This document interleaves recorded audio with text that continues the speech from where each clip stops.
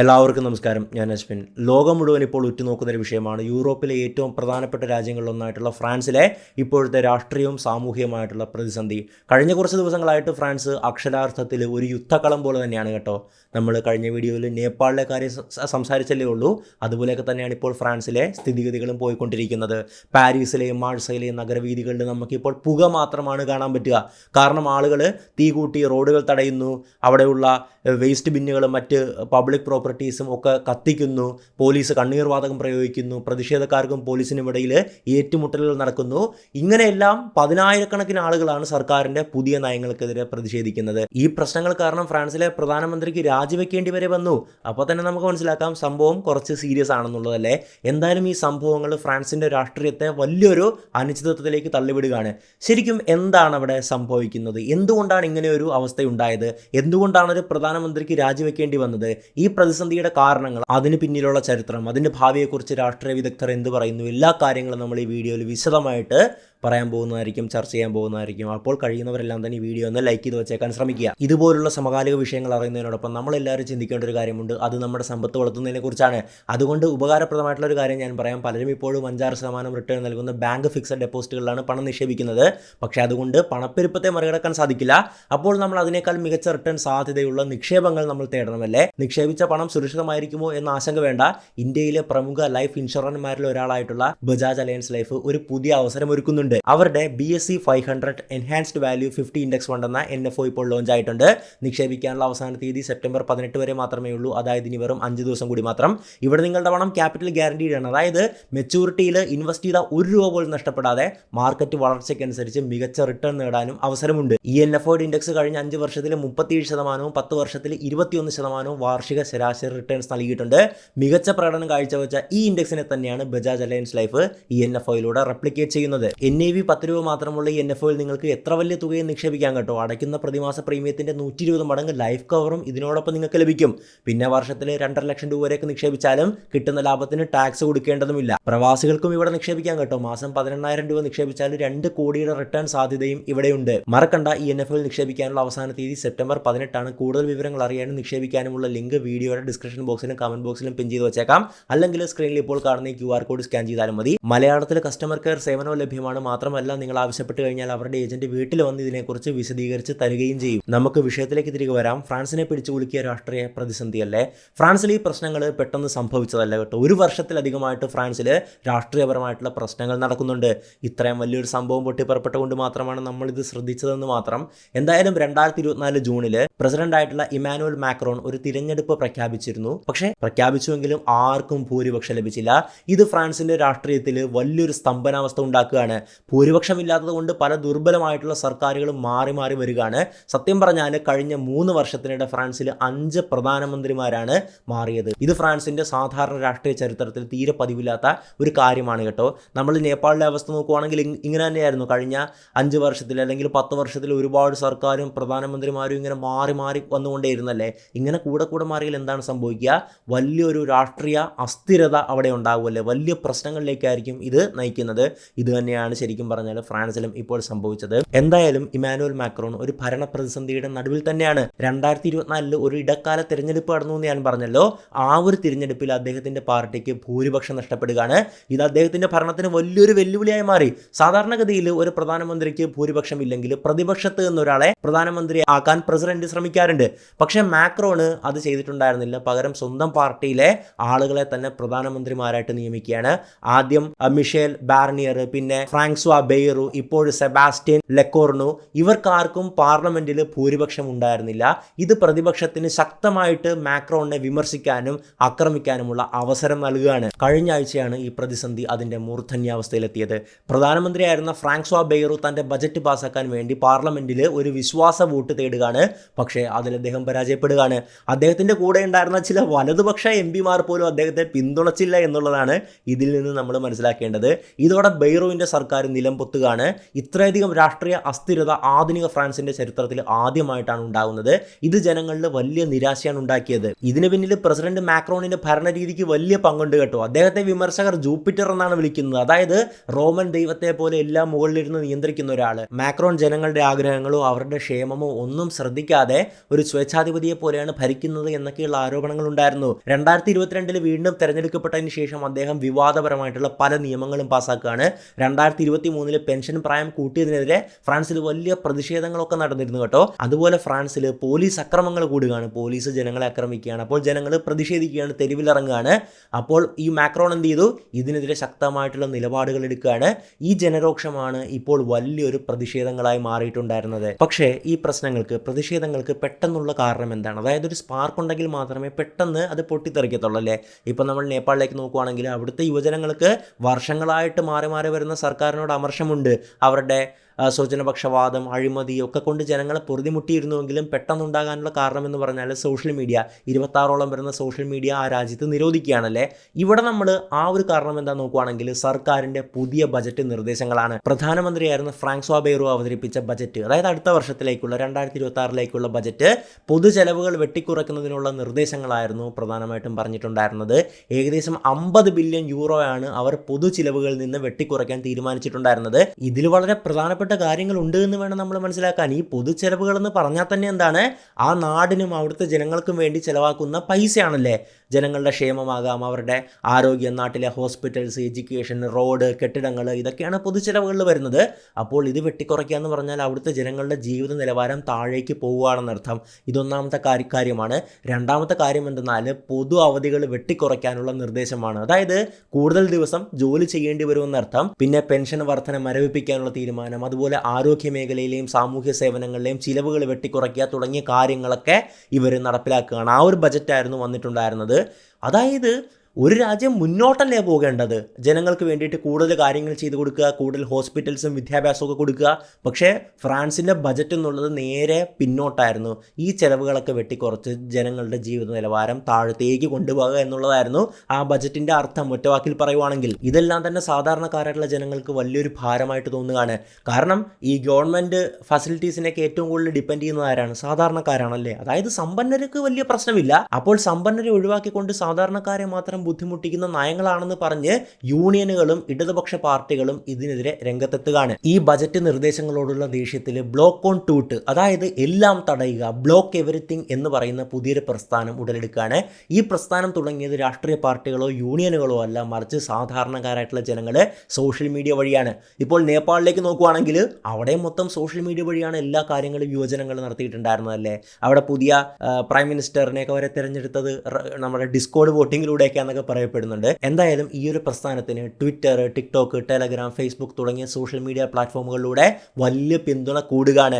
10 September 2025 പോലെയുള്ള ഹാഷ്ടാഗുകൾ ഉപയോഗിച്ച് അവർ ജനങ്ങളെ പ്രതിഷേധത്തിന് വിളിക്കുകയാണ്. ജനങ്ങൾ അവർക്കൊപ്പം ഒറ്റക്കെട്ടായിട്ട് നിൽക്കുകയാണ്.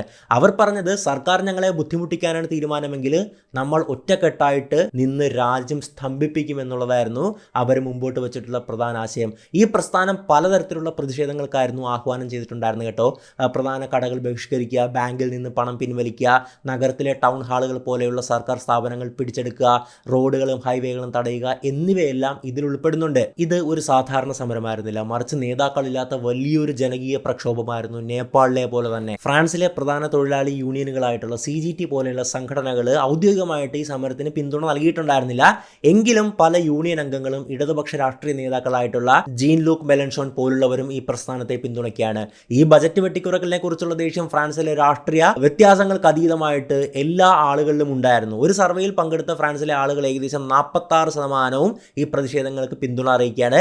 ഇത് കാണിക്കുന്നത് രാഷ്ട്രീയ നിലപാടുകൾക്കപ്പുറം ഫ്രാൻസിലെ ആളുകൾ സർക്കാരിൻ്റെ നയങ്ങളിൽ എത്രമാത്രം ദേഷ്യം പൂണ്ടിട്ടുണ്ട്, അരിശം പൂണ്ടിട്ടുണ്ട് എന്നുള്ളതാണ്. ചില കാര്യങ്ങളൊക്കെ അങ്ങനെയാണല്ലേ. ഇപ്പോൾ നമ്മുടെ സംസ്ഥാനമോ രാജ്യമോ ഒക്കെ ഭരിക്കുന്നത് നമുക്ക് അനുഭാവമുള്ള സർക്കാരായിരിക്കും. പക്ഷെ അവർ അത്രത്തോളം അധപ്പതിച്ച് പോകുമ്പോൾ നമ്മൾ തന്നെ എതിരെ നിന്നേ മതിയാകത്തുള്ളൂ അല്ലേ. നമുക്ക് തന്നെ അവരോട് ദേഷ്യം തോന്നാറുണ്ട്. നമ്മുടെ തന്നെ രാഷ്ട്രീയ പാർട്ടിയാണെങ്കിലും അത് തന്നെയാണ് ഇപ്പോൾ ഫ്രാൻസിൽ സംഭവിക്കുന്നത്. ഏകദേശം പകുതി ആൾക്കാർക്കും, അതായത് 46% പേർക്കും ഈ ഒരു പ്രതിഷേധത്തോട് അനുകൂലമാണുള്ളത്. ഈ തെരുവിലെ പ്രതിഷേധങ്ങളും രാഷ്ട്രീയ പ്രതിസന്ധിയും ഒരേ സമയത്താണ് നടന്നത്. പ്രതിഷേധം നടക്കാൻ പോകുന്നതിന് ദിവസങ്ങൾക്ക് മുമ്പാണ് പ്രധാനമന്ത്രിയായിട്ടുള്ള ഫ്രാൻസോ ബെയ്റോവിന് പാർലമെന്റിൽ ഭൂരിപക്ഷം നഷ്ടപ്പെട്ടത്.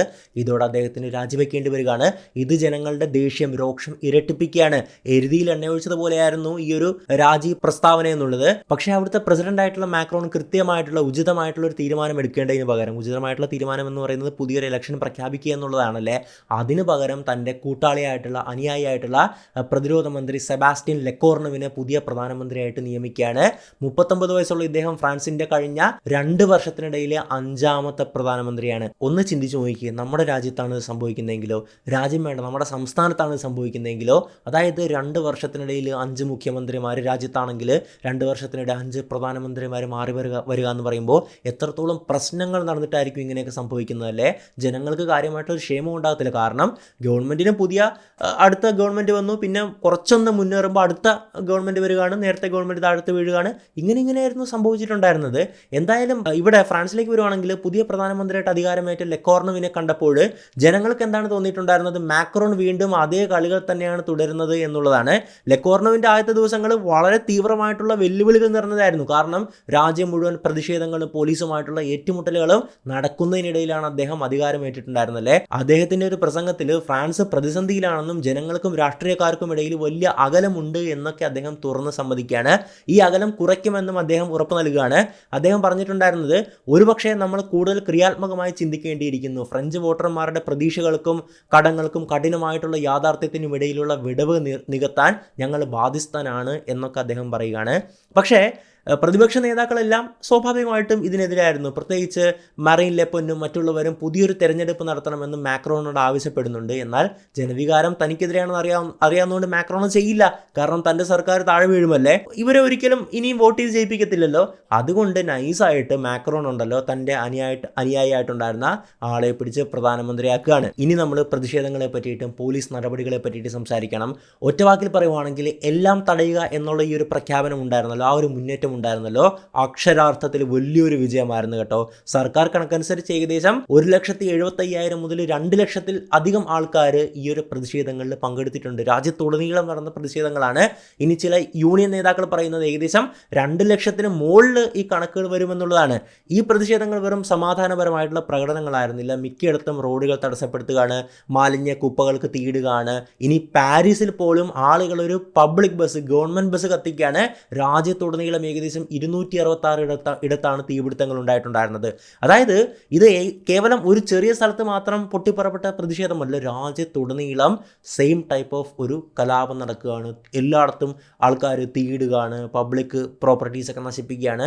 അങ്ങനെ വലിയൊരു സംഭവം തന്നെയായിരുന്നു അവിടെ നടന്നിട്ടുണ്ടായിരുന്നത്. ഈ പ്രതിഷേധക്കാരെ സർക്കാരിന് നേരിടണമല്ലോ, അപ്പോൾ എന്താ ചെയ്യുക, എല്ലായിടത്തും കാണുന്ന പോലെ തന്നെ പോലീസിനെ വിന്യസിപ്പിക്കുകയാണ്. 80,000 പോലീസിനെയാണ് ഈ ഒരു കലാപങ്ങൾ അടിച്ചമർത്താൻ വേണ്ടി വിന്യസിപ്പിച്ചിട്ടുണ്ടായിരുന്നത്. പാരീസിൽ മാത്രം 6,000 പോലീസുകാരുണ്ടായിരുന്നു കേട്ടോ. അപ്പോൾ ജനങ്ങളൊക്കെ ഇവിടെ ഒരുപാട് ബാരിക്കേഡുകൾ വെക്കുകയാണ്. സാധാരണ പോലീസാണ് ബാരിക്കേഡുകൾ വെക്കുന്നത് കാണുന്നതല്ലേ, ഇവിടെ ജനങ്ങൾ ബാരിക്കേഡൊക്കെ വെച്ചിട്ടുണ്ടായിരുന്നു. ആ ബാരിക്കേഡുകളൊക്കെ പോലീസ് നീക്കം ചെയ്യുകയാണ്, തീയണയ്ക്കുകയാണ്. അതോടൊപ്പം പ്രതിഷേധക്കാരുമായിട്ട് ഏറ്റുമുട്ടുകയാണ്. പലയിടത്തും ജനക്കൂട്ടത്തെ പിരിച്ചുവിടാൻ വേണ്ടിയിട്ട് പോലീസ് കണ്ണീർവാതകം പ്രയോഗിക്കുകയാണ്. ഒറ്റ ദിവസം കൊണ്ട് 450-ലധികം ആൾക്കാരെയാണ് പോലീസ് അറസ്റ്റ് ചെയ്തിട്ടുണ്ടായിരുന്നത്. 12 പോലീസുകാർക്കും ഈ ഒരു പ്രതിഷേധത്തിൽ, ഈ ഒരു കലാപത്തിൽ പരിക്കേൽക്കുകയാണ്. ഇനി നമ്മൾ നോക്കേണ്ടത് ഈ പ്രതിഷേധക്കാരുടെ വാക്കുകൾ എന്താണെന്നുള്ളതാണ്. കാരണം നമ്മൾ മാധ്യമങ്ങളിൽ വരുന്ന വാർത്തകളൊന്നും അത്രത്തോളം നമുക്ക് ട്രസ്റ്റ് ചെയ്യാൻ പറ്റത്തില്ല, പല സൈഡായിട്ട് വരുമല്ലേ. പക്ഷേ അവിടെ സമരം ചെയ്യുന്ന ആൾക്കാരുടെ വാക്ക് കേട്ടാലല്ലേ നമുക്ക്, സാധാരണക്കാരായിട്ടുള്ള ആൾക്കാരുടെ വാക്ക് കേട്ടാലല്ലേ നമുക്ക് കാര്യങ്ങൾ മനസ്സിലാകത്തുള്ളൂ. അങ്ങനെ കുറച്ച് ഉദാഹരണങ്ങൾ നോക്കുകയാണെങ്കിൽ, ഒരു യൂണിയൻ നേതാവായിട്ടുള്ള എറിക് ഷലാൽ പറഞ്ഞത്, ഞങ്ങളെല്ലാം സഹിച്ചു മടുത്തു, കഷ്ടപ്പെട്ട് ജോലി ചെയ്തിട്ടും ഞങ്ങളുടെ തലയ്ക്ക് മുകളിൽ വെള്ളമെത്തുന്ന അവസ്ഥയിലാണ് ഞങ്ങളുള്ളത്. കടങ്ങളുടെ കാരണം ഞങ്ങളാണെന്നാണ് ഗവൺമെന്റ് പറയുന്നത്, അത് ഞങ്ങൾക്ക് സഹിക്കാൻ കഴിയുന്നില്ല. തോമസ് എന്ന മറ്റൊരു വിദ്യാർത്ഥി പറഞ്ഞത്, മാക്രോണും രാഷ്ട്രീയക്കാരും ഞങ്ങളെ ഗൗരവമായി എടുക്കേണ്ട സമയം അതിക്രമിച്ചു എന്നാണ്. അതിസമ്പന്നർ വേണ്ടത്ര നികുതി അടയ്ക്കാത്തതിൽ ഞങ്ങളെപ്പോലുള്ള യുവാക്കൾക്ക് ദേഷ്യമുണ്ട് എന്നും അദ്ദേഹം കൂട്ടിച്ചേർക്കുകയാണ്. ഇനി നമ്മൾ മനസ്സിലാക്കേണ്ടത് ഈ സംഭവങ്ങളുടെ ചരിത്രപരമായിട്ടുള്ള പശ്ചാത്തലമാണ്. ഇത് ഫ്രാൻസിൽ പെട്ടെന്ന് സംഭവിച്ചൊരു കാര്യമല്ല, മറിച്ച് ഇതിനു മുമ്പ് സമാനമായിട്ടുള്ള പല പ്രതിഷേധങ്ങളും അവിടെ നടന്നിട്ടുണ്ട്. 2018 നടന്നിട്ടുള്ള യെല്ലോ വെസ്റ്റ് പ്രക്ഷോഭങ്ങൾ നിങ്ങൾ ഓർക്കുന്നുണ്ടാവും. ഇന്ധനവില കൂടിയതിനെ തുടർന്ന് നടന്ന ആ സമരം മാസങ്ങളോളം നീണ്ടു നിൽക്കുകയാണ്. അതുപോലെ 2023 ഗവൺമെന്റ് പെൻഷൻ പ്രായം കൂട്ടുകയാണ്. അതിനെതിരെ ദശലക്ഷക്കണക്കിന് ആൾക്കാരാണ് ശക്തമായാണ് പ്രതിഷേധിച്ചിട്ടുണ്ടായിരുന്നത്. ചുരുക്കത്തിൽ മാക്രോണിൻ്റെ ഭരണത്തിൽ സാമ്പത്തിക പ്രശ്നങ്ങളുടെയും സാമൂഹ്യ നീതിയുടെയും പേരിൽ പലപ്പോഴും ജനരോക്ഷം ഉയർന്നിട്ടുണ്ട്. ഈ പുതിയ ബജറ്റ് വെട്ടിക്കുറയ്ക്കലുകൾ ആ ദേശത്തിന് ഒരു തീ കൊളുത്തിയെന്ന് മാത്രമേ ഉള്ളൂ. ഇതിൻ്റെ മറ്റൊരു കാരണം 2024 തെരഞ്ഞെടുപ്പിന് ശേഷം ഉണ്ടായ രാഷ്ട്രീയ സ്തംഭനമാണ്. മാക്രോണിൻ്റെ പാർട്ടിക്ക് ഭൂരിപക്ഷം നഷ്ടപ്പെട്ടതുകൊണ്ട് ആർക്കും ഫലപ്രദമായിട്ട് ഭരിക്കാൻ കഴിയുന്നില്ല. മാക്രോണ് പ്രതിപക്ഷത്തെ പ്രധാനമന്ത്രിയാക്കാൻ തയ്യാറല്ലാത്തത് കൊണ്ട് ഓരോ തവണയും സ്വന്തം ആൾക്കാരെ പ്രധാനമന്ത്രിയാക്കി ആ സർക്കാരുകൾക്ക് ഭരിക്കാൻ കഴിയാതെ നിലംപൊത്തുകയും ചെയ്യുകയാണ്.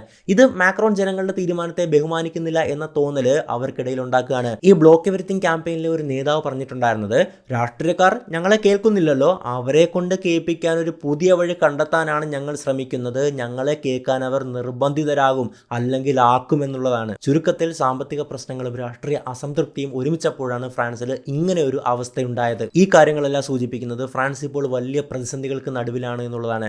ഒരു വശത്ത് സർക്കാരിന് സാമ്പത്തികമായിട്ടുള്ള പ്രശ്നങ്ങൾ പരിഹരിക്കണം, മറുവശത്ത് സർക്കാരിന്റെ നയങ്ങൾക്കെതിരെ ജനങ്ങൾ തുറന്ന പോരാട്ടത്തിലാണ്. ആ ഒരു സൈഡും പരിഹരിക്കണമല്ലേ. പുതിയ പ്രധാനമന്ത്രിയായിട്ടുള്ള സെബാസ്റ്റ്യൻ ലെക്കോർണുവിനും പ്രസിഡന്റ് മാക്രോണിനും മുമ്പിലുള്ള വലിയ വെല്ലുവിളികളാണ്. അവർ ബജറ്റ് വെട്ടിക്കുറയ്ക്കൽ പിൻവലിക്കുമോ, അതോ പുതിയൊരു തെരഞ്ഞെടുപ്പ് നടത്തി ജനങ്ങളുടെ വിശ്വാസം നേടാൻ ശ്രമിക്കുമോ? ഈ ചോദ്യങ്ങൾക്കൊന്നും ഇപ്പോഴും ഉത്തരമില്ല. ഇതൊരു ഫ്രാൻസിലെ മാത്രം പ്രശ്നമായി കാണാൻ കഴിയുന്നതല്ല. യൂറോപ്പിലെ ഏറ്റവും പ്രധാനപ്പെട്ട ഒരു രാജ്യത്ത് നടക്കുന്ന ഈ സംഭവങ്ങൾ ലോകത്തെ മുഴുവൻ ബാധിക്കും. ഫ്രാൻസിലെ ഈ സമരം എങ്ങോട്ടാണ് പോകുന്നത് നമുക്ക് വരും ദിവസങ്ങളിൽ അറിയാം. അപ്പോൾ ഇതിനെ പറ്റിയിട്ടുള്ള നിങ്ങളുടെ അഭിപ്രായങ്ങൾ കമൻറ്റ് ചെയ്യുക. നമ്മുടെ രാജ്യത്തോ സംസ്ഥാനത്തോ ഇങ്ങനെ ഒരു അവസ്ഥയൊക്കെ ഉണ്ടാകുമോ എന്നൊക്കെ നിങ്ങൾക്ക് കമൻറ്റ് ബോക്സിൽ ചർച്ച ചെയ്യാമല്ലോ. പിന്നെ ഞാൻ വീഡിയോയുടെ തുടക്കത്തിൽ പറഞ്ഞ നിക്ഷേപാവസരത്തെക്കുറിച്ച് ഒന്നുകൂടി ഓർമ്മിപ്പിക്കുകയാണ്. സെപ്റ്റംബർ 18 വരെയാണ് നിങ്ങൾക്ക് ബജാജ് അലയൻസ് ലൈഫിൻ്റെ NFOയിൽ ഇൻവെസ്റ്റ് ചെയ്യാൻ അവസരം ഉണ്ടായിരിക്കുക. അതായത് ഇനി വെറും 5 ദിവസം കൂടി മാത്രമല്ലേ. സമയം വളരെ കുറവാണ്. ലിങ്ക് ഞാൻ ഡിസ്ക്രിപ്ഷൻ ബോക്സിലും കമൻറ്റ് ബോക്സിലും പിൻ ചെയ്ത് വെച്ചേക്കാം. അതിൽ പോയിട്ട് കാര്യങ്ങളൊക്കെ വായിച്ച് മനസ്സിലാക്കിയിട്ട് ഇൻവെസ്റ്റ് ചെയ്യാൻ സാധിക്കുന്നതാണ്. അല്ലെങ്കിൽ സ്ക്രീനിൽ ഇപ്പോൾ കാണുന്ന ഈ QR കോഡ് സ്കാൻ ചെയ്താലും മതി. എന്തായാലും നിങ്ങളുടെ അഭിപ്രായങ്ങൾ ഞാൻ പറഞ്ഞ പോലെ തന്നെ കമൻറ്റ് ബോക്സിൽ എഴുതാൻ ശ്രമിക്കുക. എപ്പോഴും നല്ലൊരു ചർച്ചാവേദിയാണ് നമ്മുടെ കമൻറ്റ് ബോക്സ്. അപ്പോൾ മറ്റൊരു വീഡിയോയിൽ മറ്റുള്ള വിഷയമായിട്ട് നമുക്ക് വീണ്ടും കാണാം. ഇസ്മി അശ്വിൻ മാടപ്പള്ളി സൈനിങ് ഔട്ട്.